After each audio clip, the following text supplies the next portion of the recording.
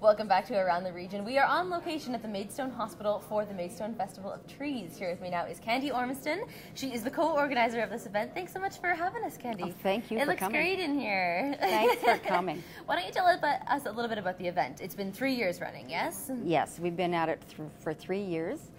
We get local businesses, local people that aren't local donating money and items to our silent auction to raise money for our hospital and our lodge. And why is it important to raise money for the hospital and the lodge? Well, they're always in need of things. We buy comfort items, things that wouldn't be budgeted for by the government, and those things just make people's lives a little more comfortable. So this year, what are you hoping to raise money for? Well, to start with, this year, some of our money's been tagged to buy a portable defibrillator for our local arena, in case it's ever needed. Hopefully it never is, of course, but it'll be there if it is needed.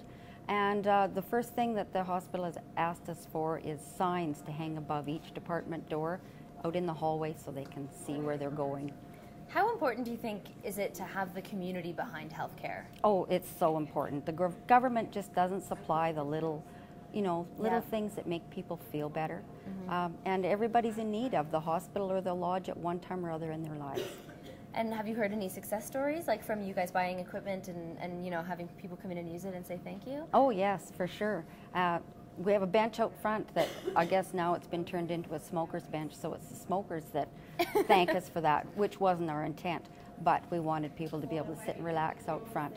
We bought stretchers that people can use, that it'll actually go right into the shower, and they've also used it to take people that are bedridden to X-ray to have X-rays taken, so it's benefited them tremendously. That's interesting. So tell me a little bit about the event. What are some of your main things that are coming up this weekend? Well, on Thursday we're open until 9 o'clock at night, and we have local entertainment from 6:30 right till 9.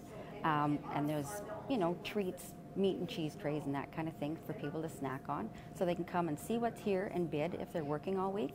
And then Saturday, starting at 12:30, we have sleigh rides as long as there's enough snow, drawn by horses. And then we have local entertainment, and we have the Sweet Adeline group, the Battleford Blends, coming at 2 o'clock, and more entertainment. And then after supper, there's a bar here and a band from 7 till 9, so people can come out and have a drink and jack the bids up. The money's going to a good cause. Why would you encourage people to come out? So that they can go home with a new item for Christmas and to lift their spirits. Come and see what we've got. It'll put you in the Christmas mood if nothing else does. What do you think that the Festival of Trees sort of even just adds to the Christmas spirit of Maidstone? Oh, it does. People come in here. They'll come every day just so that it brightens their day. Come and see what we've got and, you know, check it out. It's just beautiful. So what are some of your top items that you have here today?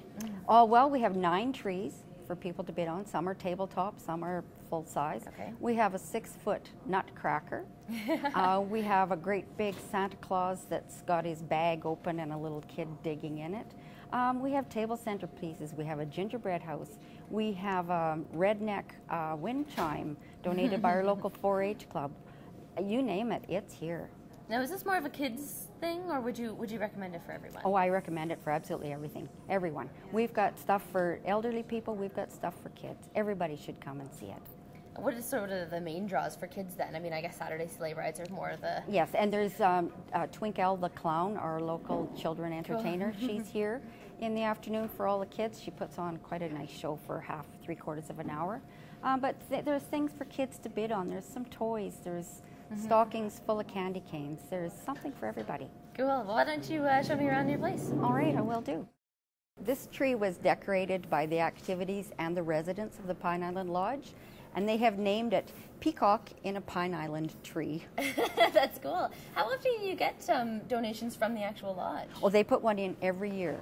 Every year they've done a tree. And what do you think that adds to the show? Oh, it adds, everybody wants to see what their grandma or grandpa has helped decorate. Of course. Yeah. And it makes them proud that they're helping to raise money for where they live. Now, if you bid on this tree, do you get all the decorations and everything? As it stands, the tree skirt and all, you get to take it all home. Pick it up and put it in your car. And we deliver them. You deliver them? We deliver them. Oh, wow. Yes. So this is a really great way then to just, you know, skip Sears, I guess, really. Exactly. Exactly. You're not only getting the item to take home, but the money that you're spending for it is staying here and helping the people in the lodge and in the hospital. So it's a win-win. So how much would one of these trees normally go for? Well, starting bid is zero, like whatever Okay. anybody bids.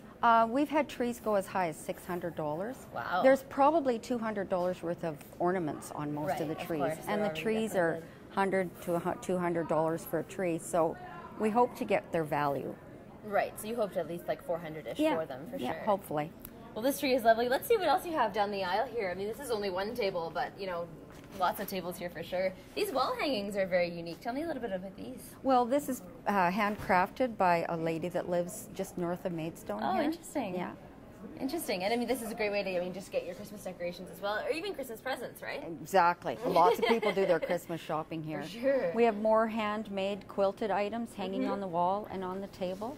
And down a little further, there's a nativity set that someone brought home all the way from Mexico just for our Festival of Trees. That's interesting. Yeah, handcrafted in Mexico out of clay. And I guess just end of the line here, the Santa sculpture. Who donated this one?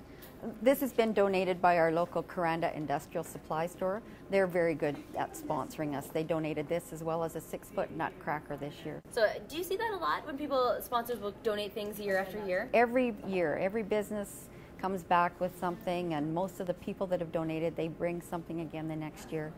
If they don't come and donate something to be bid upon, they come and they buy something. So, yeah. So you really just feel, the community support here too. Community, the municipalities, the surrounding region supports us really well. Excellent. Well, thanks so much for joining us today, Candy. It's been a pleasure to talk to you. Thank you for coming. This has been our conversation with Candy Ormiston, co-organizer for the Maidstone Festival of Trees. After the break, we head over to Reeves College to check out the first ever graphic design program in our region.